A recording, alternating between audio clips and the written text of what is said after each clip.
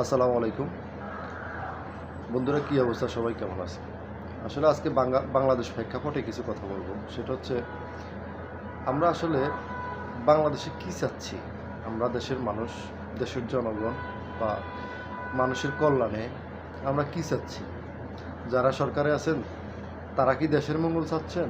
আর আমরা যারা আছি জনগণ, তারা কি এই সরকারের প্রতি আস্থা আছে না হারিয়ে ফেলছি? আমরা কিছুদিন আগেই তো আমরা এই সরকারকে বসিয়েছি, একটা সরকারকে বিদায় জানিয়ে আরেকটা সরকারকে আমরা বসিয়েছি।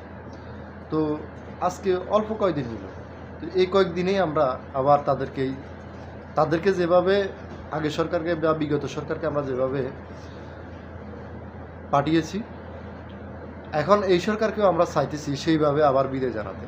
তো আসলে আমরা কি চাচ্ছি? আমরা দেশের মানুষ, আমরা বাঙালি, তো আমরা কি চাচ্ছি? আমাদের দেশটা ধ্বংস করে দেওয়ার জন্য?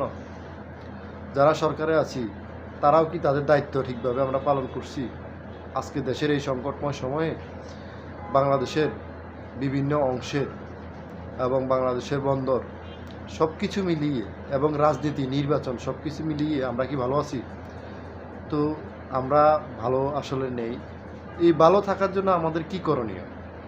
একটা দেশকে শান্তি স্থিতিশীল রাখার জন্য আমরা সাধারণত জনগণ যেভাবে থাকার কথা আমরা সেভাবেও নাই। আজকে একটা আন্দোলন, কালকে একটা আন্দোলন করছি। তো এইভাবে আমার মনে হয় একটা সরকার কোনোভাবেই টিকতে পারে না। একটা ভুলভ্রান্তি হবে, আগেও ভুলভ্রান্তি ছিল। তো এখন যদি আমরা 16 কোটি বা 20 কোটি মানুষ আমরা যারা আছি, আমরা যদি মনে করি আমার মতো করে একটা সরকার, আপনার মতো করে একটা সরকার, এইভাবে যদি আমরা চাই, তাহলে 16 কোটি সরকার মানুষের জন্য 16 কোটি সরকারের প্রয়োজন আছে বাংলাদেশে।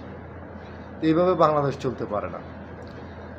আজকে আমরা দেখছি বিগত সরকারকে আমরা অনেকেই আমরা ফেসবুকে দেখেছি, মিডিয়াতে দেখেছি, আমরা যে যার মতো করে জুতা পিটা করেছি। এখন যারা বাহবা দিয়ে এই সরকারকে আমরা বসিয়েছি বা যারা বিগত সরকারকে বিদায় জানিয়ে এখন সরকারে বসেছে, এই অল্প কয়েকদিনের মাথায় এখন তারাও জুতা পিটা খাচ্ছে। তো আসলে আমরা বাঙালি জাতি হিসেবে নির্লজ্জ জাতি। আসলে আমরা কখনোই মানুষ হব না। আমাদের দেশপ্রেম নেই। আমাদের হচ্ছে স্বার্থ। আমাদের স্বার্থে আঘাত লাগলে আমরা যে কোনো সময় যে কোনো কিছু করতে পারি। তো আমার এই কথাবার্তাগুলোকে কেউ রাজনীতি হিসেবে নেবেন না, রাজনৈতিক পোস্ট হিসেবে নেবেন না। আসলে একজন বাংলাদেশী নাগরিক হিসেবে আমার এই কথাবার্তাগুলো বলা। আসলে আমরা বাংলাদেশের নাগরিক, তো দেশপ্রেম আমাদেরও আছে। নিজের দেশের খারাপ অবস্থা দেখলে আমাদেরও খারাপ লাগে। আমরা চাই না আমাদের দেশটা ফিলিস্তিন, ইসরায়েলের মতো আমরা সেই অবস্থানে পৌঁছাই। আপনারা যারা ক্ষমতায় আসেন তারা না হলে চিরজীবন এর জন্য দায়ী থাকবেন। তো আর কিছু বলবো না। দেশের মঙ্গল কামনা করি আর দেশের জনগণের প্রতি উদাত্ত আহ্বান জানাবো। আসলে আপনারা আপনাদের জায়গা থেকে যেভাবে যেটা সঠিক একজনের মতবাদকে বিশ্বাস করে আপনি কাজ করবেন না।